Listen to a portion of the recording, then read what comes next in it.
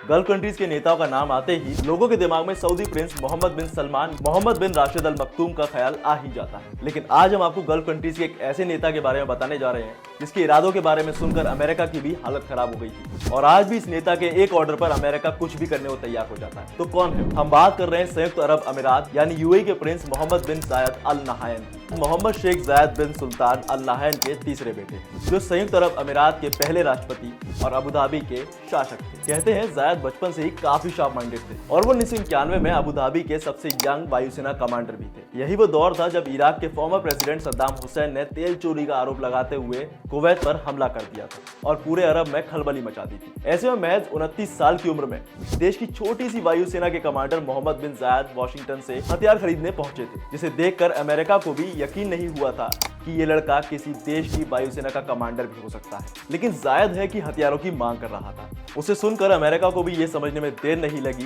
कि ये लड़का चाहे तो अरब में चल रहे घमासान को और बड़ा कर सकता है, क्योंकि प्रिंस अमेरिका से कच्चे तेल के बदले हेलफेयर मिसाइल, F-16 फाइटर जेट से लेकर अपाचे हेलीकॉप्टर जैसी मांग कर रहे थे, जो अमेरिका के फ्यूचर के लिए सही नहीं था, क्योंकि इससे अरब देशों में अस्थिरता बढ़ जाती। लेकिन अमेरिकी रक्षा विभाग पेंटागन को गल्फ कंट्रीज में से एक भरोसेमंद सहयोगी की तलाश थी और उन्हें लग रहा था कि प्रिंस मोहम्मद जायद इसके लिए भरोसेमंद साबित हो सकते हैं। जिसके बाद अमेरिका ने प्रिंस को यह यकीन दिलाया कि उनके देश में कोई भी हमला नहीं होगा, और अगर होता है तो अमेरिका अपनी पूरी सेना देकर उनकी मदद करेगा। और इसके बदले प्रिंस ने अपने पिता को अमेरिकी खजाने से $4 अरब ट्रांसफर करने के लिए मनाया। अमेरिका और प्रिंस के बीच हुई ये डील आज भी कायम है।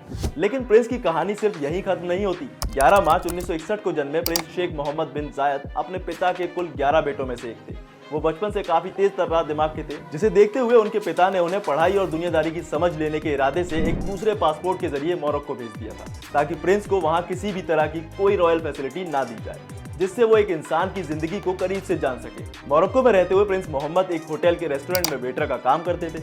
यहाँ वो अपना खाना खुद बनाते थे और कपड़े भी खुद ही धोते थे, जिसका फायदा प्रिंस मोहम्मद को बाद में बहुत हुआ, क्योंकि वो एक राजा होने के साथ साथ अच्छी तरह से ये भी जानते थे कि एक आम आदमी की जरूरतें क्या होती हैं। इसके अलावा प्रिंस ट्रेंड आर्मी का हिस्सा भी रह चुके हैं। उन्होंने साल 1979 में आर्मी ट्रेनिंग के लिए royal military academy Sandhurst England में एडमिशन लिया था, जहां उन्होंने मिलिट्री कॉम्बैट ट्रेनिंग के साथ फाइटर जेट तक उड़ाना सीखा है। आज दुनिया के सबसे अमीर लोगों में से एक ये माने जाते हैं।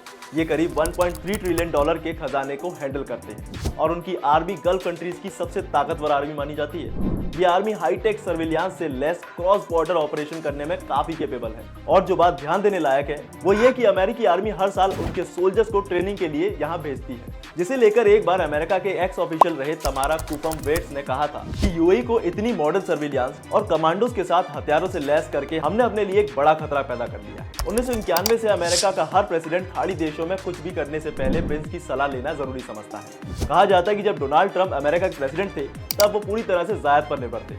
यहाँ तक कि ट्रंप कई बार अपने कैबिनेट अधिकारियों और सुरक्षा सलाहकार समिति की सलाह को इग्नोर करके प्रिंस की बातों को ज्यादा इंपॉर्टेंस देते थे। इसी का नतीजा था कि ट्रंप ने सारा क्रिटिसिज्म एक साइड करते हुए सऊदी अरब और यूएई को हथियार बेचने का फैसला किया। ऐसा नहीं है कि प्रिंस हमेशा से बेदाग रहे हैं, बल्कि कई बार उनका नाम विवादों में भी रहा है। कहा जाता है कि सऊदी के पत्रकार जमाल खाशोगी की हत्या के मामले में जब अमेरिका सऊदी के क्राउन प्रिंस मोहम्मद बिन सलमान के खिलाफ सख्त कदम उठाने के बारे में सोच रहा था, तब प्रिंस जायद ने ही अमेरिका को ऐसा करने से रोक दिया था, जिसे लेकर उनकी खूब आलोचना भी हुई थी। इसके अलावा जायद पर यमन में क्राइसिस फैलाने का आरोप भी लगा हुआ है। इस कहानी के सीक्रेट्स यही नहीं रुकते। कहा जाता है कि एमबीएस को सऊदी का क्राउन प्रिंस बनाने के पीछे भी जायद का ही हाथ था। दरअसल यूएई और सऊदी के बीच सालों से बॉर्डर को लेकर कंट्रोवर्सी रही है और साल 2014 के अंत तक सऊदी को अमीराती प्रिंस के दुश्मन के तौर पर देखा जाने लगा। इसलिए यूएई क्राउन प्रिंस ने सऊदी की राजगद्दी के उत्तराधिकारी की लड़ाई में इंटरफेयर किया और वॉशिंगटन में सऊदी किंग के पसंदीदा बेटे मोहम्मद बिन सलमान के पक्ष में जमकर लॉबिंग की, और नतीजा ये रहा कि सलमान यूएई के प्रिंस के अच्छे दोस्त बन गए।